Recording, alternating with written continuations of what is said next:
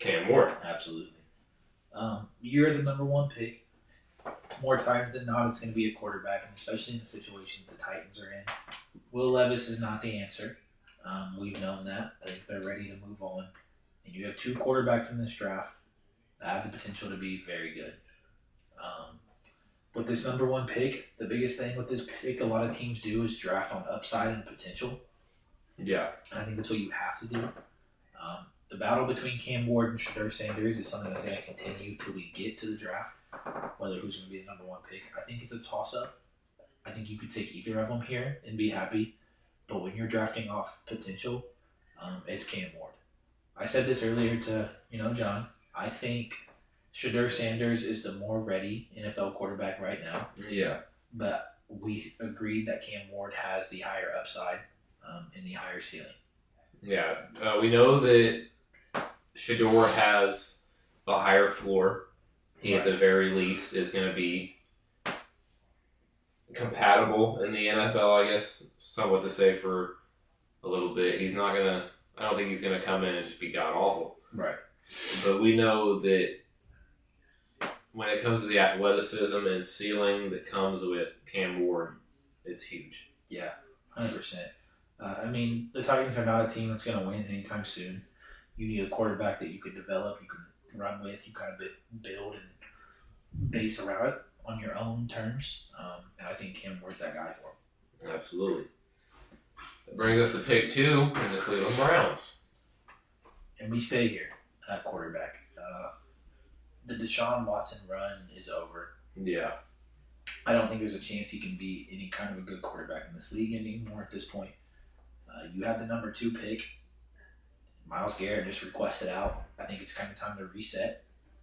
You need to start building again for the future. Yeah. And to go get a quarterback like Shedeur here, who sets them up very well. Yeah, we've seen what Shedeur did with Colorado, and like I said, he's going to be at least compatible in the NFL. He's got the pieces, he's got all the coaching talent with his dad being an NFL player, all the people around him. He's got the tools. It's just how will he use them. Right. Obviously, Cleveland is a graveyard for rookie quarterbacks, but this could be the reset that someone like Shedeur needs in the sense of take some attention off your name, ship out Myles Garrett, get you more picks to build this offensive line, come get you some rookies. Right. Maybe in the later rounds they take, who was that Colorado receiver that was real hard? Not Shiloh. You're talking about, there's LeJontay Wester, there's Jimmy Horn. Jimmy Horn. Yeah. Or Jimmy Horn was up in Cleveland like I did. Yeah. See? Yeah, see? But yeah, definitely a big spot for them here, but I think the right pick is quarterback. You need to reset. And then we have the New York Giants, who Shedeur ripped the cleats of, by the way, the Senior Bowl. Yeah, I did see that. For sure they were having number 1 pick. But now, here's his teammate, 1 pick after that. Yeah. This is a guy that can absolutely fall no further. The only reason he fell to 3 is just due to the quarterback need of the 2 teams in front. Yeah. Obviously, the Giants are in big quarterback need as well. But with the top 2 guys in Cam Ward and Shedeur Sanders off the board, the obvious best pick is Travis Hunter. He could be the best player in this draft. Might quite literally be. The first 2-way. Fantastic 2-way player. Won multiple awards on the defensive and offensive side of the ball in college football. Obviously, won the Heisman.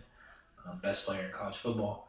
And the Giants go get somebody to pair with Malik Neighbors, which now all you really need is a quarterback. But this, I wouldn't say it's a deep class, but there's some names later in the draft you could think about. And I think the possibility of getting Travis is just crazy. Yeah, I think a lot of people are forgetting.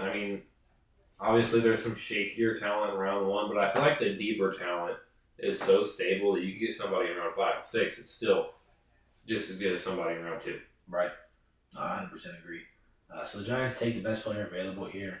Another offensive playmaker, if that's where you want him to be. If not, he's a CB1. You can develop him wherever you want him and have some fun with it. Just start the rebuild for the future in the right way. Yeah. Malik Neighbors and Travis Hunter would be a crazy combo to put together. Beautiful.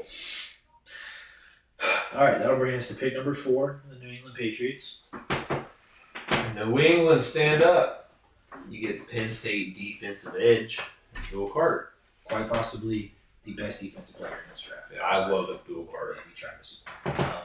Abdul Carter's so good. He was a big part of Penn State's push through the playoffs this year before falling to Notre Dame. He was the best defensive player in all of college football. Like I just said, he is the best edge in this class. No questions asked. He is just everything you want in an edge rusher. Yeah. I mean, this guy has the speed, he has the strength, he has the size. I mean, there were just so many plays. If you watched Penn State games, even in the playoffs, where it's you hide the ball and Abdul Carter's in your face, where you even get it from the center. Yeah. It's just he's so explosive.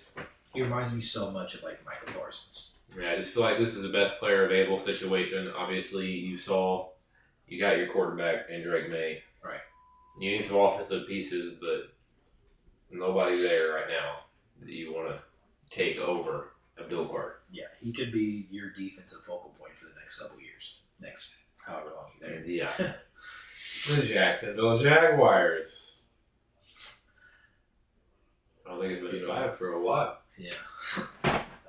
The Jaguars. They were a very disappointing team this year. I personally projected them to be a little better than what they were. Yeah, adding Brian Thomas. Yeah.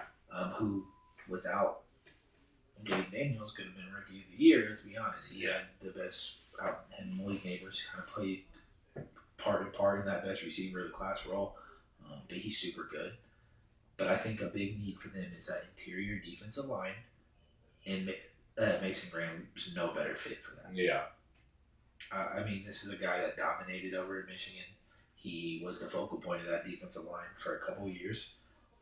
And to be able to plug a guy like that into, the game nowadays, we've seen guys like Dexter Lawrence and these big D tackles be huge parts on their teams. And having a good interior tackle is huge in football. Yeah, the worst thing you can do is put more pressure on Trevor Lawrence by being down so many touchdowns. Yeah. Get somebody to help out that defense. You need someone to kind of start the build around and see what Mason Graham can turn into. Absolutely. Definitely a potential pick. Oakland Raiders. Absolutely. Oh. Whoa. Y'all didn't see that. Oakland Raiders. I don't know why I started scrolling slides. Number 6. The new addition of Coach Pete Carroll goes out and gets his defensive guy. Yeah. Will Johnson. If Travis Hunter wasn't in this class, he's the best corner. No questions asked. Another mission guy, back to back. He's just so good. He reminds me so much of PS2, who just won D point. Yeah. He just literally the predominant corner that you want. He plays man coverage so aggressive and so well. He's such a good zone guy. He's really good. Let's not forget who the coach of the Legion of Boom was. Exactly. And Pete Carroll. You need to start that rebuild in the secondary because they've drafted defensive line for a couple years now. Yeah, go get your Cam Chancellor. Yeah. You still got Max Crosby down there. You don't need no edge. Yeah. Will Johnson's the pick here for sure. That brings us to the New York Jets at 7. You saw a little bit of a spoiler, but it's offensive line. Aaron Rodgers, I don't know if he's back. Yeah, still nobody's. It's gonna be an Aaron Luck situation where week 1, right? He comes out, and he's like, "Oh, never mind. Forgot to let everybody know. Yeah, I'm not playing." Yeah, right. Regardless of if he plays or not, though, I mean, offensive line's a big need for them. Being able to go out and get a guy like Will Campbell is just huge for that edge of the offensive line. He's a franchise cornerstone at the tackle position.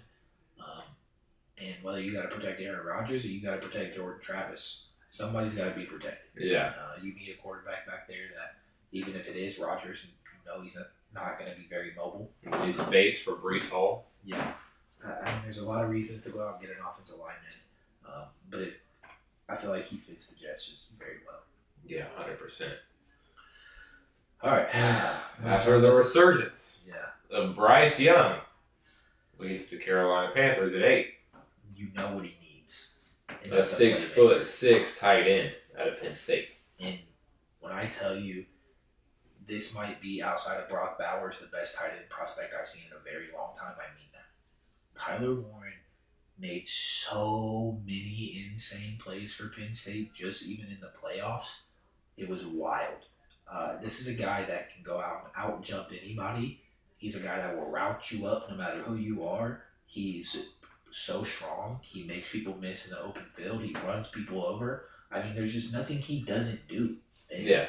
to give Bryce Young a weapon like that, that's so reliable and so big over the middle, it could be very good for Bryce. I mean, we've seen that was their biggest problem. They didn't have a weapon. Exactly. I mean, old, why am I blanking his name? Xavier Old Leggett. Southern, yeah, old Southern. Xavier Leggett. Didn't really turn out to be what they projected him to be. Yeah. Need someone to dump the ball off to for old Bryce. Yeah. Brings us to Nola. And I made this pick surely out of fandom, but I think it's a beautiful pick even here. We seen the problem last year, especially when Shaheed and Olave went down. We had a lot of issues, but we need to go get a receiver. We're replacing Michael Thomas with Luther Burden III. Beautiful pick. Mizzou's top wide receiver. He could have been the top receiver in the class, but had not necessarily a lackluster year, but not the greatest. But he's still a guy with so much potential. They kind of fell off of the end of the season more than anything. He used to be that guy. Yeah. Or Jackson was. He still is that guy. Exactly. But he could be a wide receiver one for years. There was a lot of rumors this year that Chris Olave wanted out of New Orleans, so if that does happen, we need somebody that can come in and fill that role. And for him to still be on the board at 9, I think it's just such great value and starts the hopefully the you got Kamara getting older, Derek Carr or Spencer Rattler. Yeah, we need some kind of youth on this roster. Our average age is 34 years old, so yeah, Luther Burden fits that mold perfectly. Chicago. Okay, this is a pick we talked about a lot. There's a lot of things to look at in Chicago. Obviously, your first thought goes to offensive line. Caleb Williams was the most sacked quarterback in the NFL last year. He needs time. They have weapons. But they went out and made a coaching change. You brought in the best offensive coordinator in football last year in Ben Johnson. Simply because of his playbook. This man had that Detroit offense looking like the best offense in the NFL. And it was for a lot of reasons. Jared Goff did his thing. But when you talked about the Lions, their biggest thing was their run game. And it was a split backfield before Montgomery got hurt between Monty and Gibbs. And both of them put up RB1 numbers every single week. Now, if Ben Johnson brings any sort of that similarities to the Chicago offense this year, he needs a 2 running back set. You traded away Khalil Herbert, your backup's now Roshan, who's not that great. Your starter, DeAndre Swift, didn't have that great of a season. You go get the best running back in college football in Ashton Jeanty. There's no better fit. I think it's because you scroll down with the cursor. I tried to put down there, but I didn't do anything. But yeah, I mean, someone like Ashton Jeanty in that offense is nasty. Obviously, there's 6 other rounds to get O-line. Like I said, the deeper rounds are deeper than the first round. Yeah. If that makes sense. Yeah. But someone like Ashton Jeanty in that offense is a weapon. Yeah. It could be crazy to see Ben Johnson put the ball in Ashton Jeanty's hands the way he did Gibbs and some of the plays he created for that guy. He could get Jeanty many touches in open field, and it gives Caleb Williams a chance to really develop more. Not all the pressure's on him to go make plays. Exactly. And sling the ball down the field. You can hand it off and feel comfortable doing it. Could be a huge pickup. That'll bring us to number 11, San Francisco 49ers. Absolutely. We'll go out and upgrade their defense. Which is crazy to say for San Francisco. Yeah. They usually have one of the best defenses in football. But they were a very poor team this year. Not blaming it all on the defense. Obviously, the offense had a lot to do with that. No CMC. Debo hurt a lot of the year. Brandon Ayuk didn't play barely. Brock Purdy just had nobody to throw to. Yeah. But to go out and upgrade your edge and get a young piece outside of Nick Bosa could be huge for them. To bring that defense back, that's what helped them get to the Super Bowl. That's what helped them win a lot of games was their defensive play. And obviously dealing with the injury to Trey Greenlaw last year, you can kind of move him back in, to the coverage side of things. He's more of a traditional linebacker than he is necessarily an edge rusher. And you put Michael Williams beside Nick Bosa, Yeah. it could be something fierce. He was a guy at Georgia that dominated that defensive line. He was kind of their main guy in a Georgia defense that we all know was very good. Exactly. He could be a huge piece for San Fran and really somebody they could potentially build around at some point when some of these bigger contracts get let go, and Fred and Bosa. And, you never know what happens down the line. Yeah, we've always talked about how they have zero cap space. Yeah. So this is your chance to go get somebody that could be really good for you for cheap. Exactly. A team that was really bad, the Dallas Cowboys. Yeah. At 12, to save the Dallas franchise of Jerry Jones, Malachi Starks. Now, when you look at the Dallas Cowboys, their biggest need is running back. But Ashton Jetty's gone. He got taken by the Bears a couple picks ago. There's talent you can get later in the draft at running back. Oh, this is a very deep running back class. Very, very deep. Exactly. Malachi Starks is one of the best safety prospects we've seen in a long time. We don't see safeties talked about a lot, especially in the top part of the draft, top 12.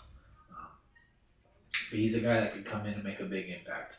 He's a desperate need for the Cowboys. They didn't really have anybody back there, and they haven't for a long time. That didn't work. You got really good corners in Trayvon Diggs and Deron Bland, but to have somebody back there that could pose even more of a threat could be dangerous. Exactly. I mean, a lot of these games, you don't want to be behind in the deep ball. Throwing a safety back there with that defense is a huge need. Yeah. Obviously, you want the offense on the field as little as possible right now. But with a lot of shaky pieces on offense, go out and upgrade your defense. Try to keep things close. Malachi Starks is the pick at 12. 100% agree. Beautiful pick for the Cowboys. Miami Dolphins. Yeah. At 13. Lucky number 13. James Pierce Jr. Fits a Miami Union. Beautiful. This is a guy from Tennessee that, before the season started, was the projected 101 pick on a lot of mock drafts. Yeah, was the best defensive player in the draft. Yeah. He didn't have a bad season, but he didn't necessarily live up to the complete hype that everybody panned him up to be. But Tennessee was still very good. Yeah. He was a huge part of that defense. James Pierce is one of the best edge rushers in this class. Obviously, there's a couple taken off the board already, but I absolutely love James Pierce. I think he has so much potential and upside, and he's already good as is. I just think he needs a little work. He needs a little polishing. Yeah. And he could be something insane. Yeah, there's pieces down in Miami that can teach him that polish. I mean, obviously, there's not a piece on offense right now that needs any kind of upgrade through the draft or a rookie that can make any impact on the offensive side. So you go out and upgrade that defense. You get the player that was the best defensive player in the draft, and you let Christian Wilkins train over James Pierce. Yeah, no, 100%.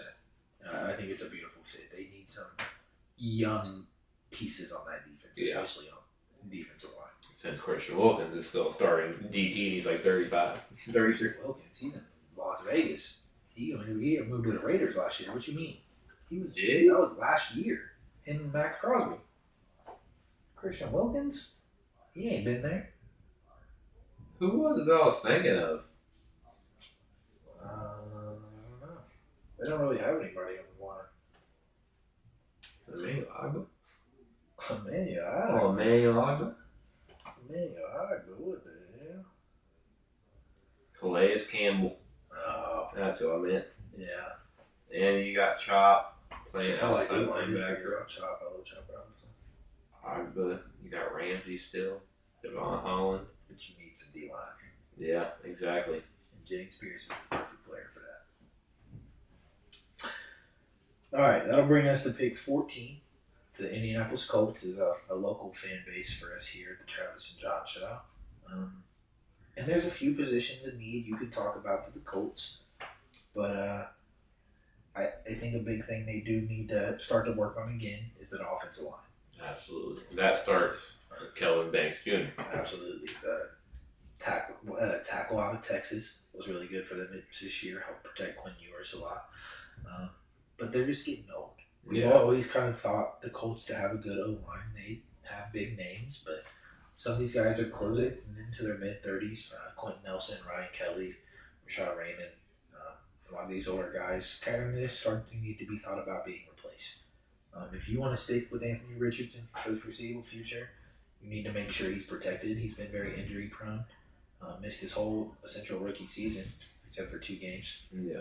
You got to keep him healthy. You got to protect him and open up some holes for old Jonathan Taylor, since that pass game hasn't been everything they wanted it to be. So he falls to 14 here, but still a good spot for him, a spot where he can come in, learn from some vets, and beef up a little bit and help be a part of the Colts' future. All right. The Falcons. Obviously, they got who they think is their franchise quarterback. Your running back's not an issue At all. on the slightest means. You got Drake London, Kyle Pitts. No decent targets. So go work on the defense. Absolutely. Snag you. Or no, we had an O-line. Never mind. I forgot who we took there. Never mind. We did. Yeah, We this is took the O-line yeah. for Phoenix. Yeah. And B, yeah. Yeah. Josh Connolly Jr., another guy out from Oregon, another top team in the league this year. Really good offense. Just another big, beefy guy. Obviously, you're committing, like you said, to Michael Penix, so you need to protect him. You have a lot of young talent on that offense, and for that offense to continue to be powerful, you need to make sure they can open up some holes, Yeah. and you can get Penix time. So no better guy to go out and get than Josh Connerly, who was a part of the undefeated team Oregon until they got beat in the playoffs, obviously. Yeah. But just another big potential piece to put on the offensive line and kind of hope for the best with. You gotta give Phoenix more time and create space for Bijan. Absolutely. That'll move us to 16, Arizona Cardinals. where we did take defense Benjamin Morrison. to help the cornerback position. Benjamin Morrison was super good for Notre Dame Fighting Irish, who came up just a tad short in the national championship this year. But he was a huge part of that defense. He was their best corner by every mean. And he just has the prototype build. He's very strong. He's very fast for his size. And the Cardinals need someone in the quarterback room. They don't have much to look forward to at all. I think after offloading Byron Murphy to the Vikings, I'm not even sure who their top corner is off the top of my head, if I'm being honest. It's not that bad. Exactly. So go out and fix that situation. Yeah, hopefully. Hopefully let Harrison develop, Kyler Murray keep succeeding, and the offense do something, but you can't win games without defense. Yeah.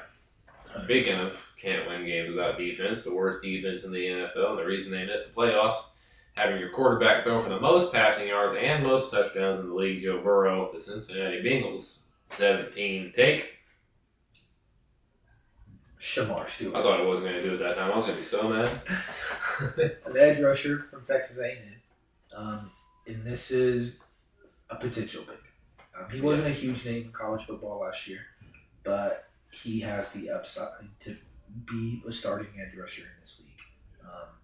And it all starts on the defense for the Bengals, like you just said. Obviously, you have Trey Hendrickson, who was the league leader in sacks this year. But what do you have outside of him? Yeah. There's a lot of holes you need to fill. But by getting at the quarterback, that will immediately fix a lot of issues, especially if they don't have time to sit back and dot up that secondary back. Exactly. So Shamar Stewart's a good pick for the Bengals. Just somebody to put out there and kind of learn and hope he develops decently quick. Not necessarily a superstar potential guy, but someone that could definitely make an impact. Yeah, hopefully take a little pressure off Joe Burrow and that offense, who I know has got to be sweating after this season. Yeah, 100%. Leaves us with our final pick, the Seattle Seahawks at 18. Absolutely, rounding things out. Nick Scorton. Another Texas A&M edge rusher. Now, to be quite honest with you, I think Scorton may have a little more upside than Shamar Stewart. I think Shamar Stewart, once again, is kind of another Cam Ward-Durst situation. I think Shamar is a little more ready, can play more snaps now, but I think Nick Scorton has more potential. He was talked about to be a top 10 pick before the season started, and somebody that can be very good for a much needed pass rushing in Seattle. But exactly, what we talked about. I mean, Shamar Stewart, NFL ready, a team that could be in the Super Bowl if they had a steady defense. Right. And Scorton, a chance to develop. We don't know with Seattle, obviously. Right. A team that could either be in the playoffs 1 week or, eliminated by week 3. Absolutely. To be honest. Yeah. But we've seen the Seattle Seahawks defense be their problem, and it's definitely not in the secondary. It begins in the front seven.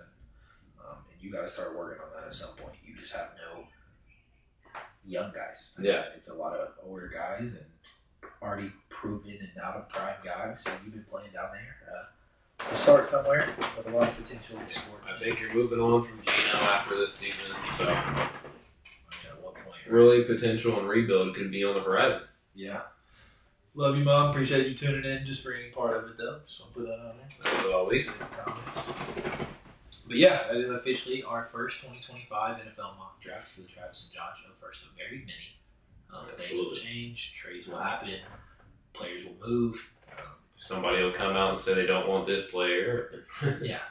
So we'll definitely have a lot more opinions as the offseason officially begins, and